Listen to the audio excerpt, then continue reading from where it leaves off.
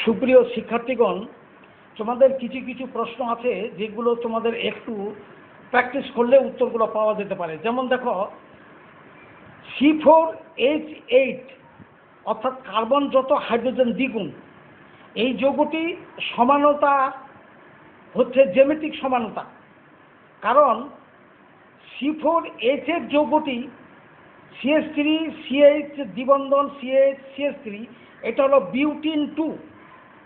ইহা AB carbon দ্বিবন্ধন carbon AB এই শর্ত মানে, কাজেই এটা কার্বন কার্বন দ্বিবন্ধনের একদিকে হাইড্রোজেন, এটা হলো সিস, আর কার্বন কার্বন দ্বিবন্ধনের একদিকে হাইড্রোজেন, তার অপোজিটে আরেকটা হাইড্রোজেন, সেটা হলো ট্রান্স।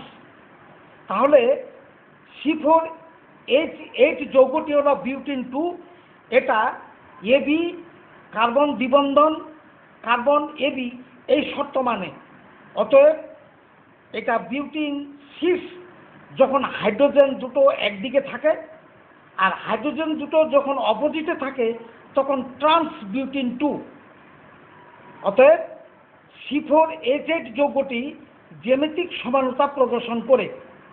এই উত্তরটাই তোমাদের এখানে 2 নম্বর পাওয়া যাবে। যদি খালি বলো যে C4H8 যৌগটি বিউটিন 2, এটা এবি কার্বন দ্বিবন্ধন কার্বন দ্বিবন্ধন এবি এই শর্ত মানে, অর্থাৎ কার্বন কার্বন দ্বিবন্ধন একদিকে হাইড্রোজেন, এটা হলো সিস, আর কার্বন কার্বন দ্বিবন্ধন হাইড্রোজেন দুটো অপোজিট বিপরীত, তাহলে হবে এটা ট্রান্স বিউটিন 2।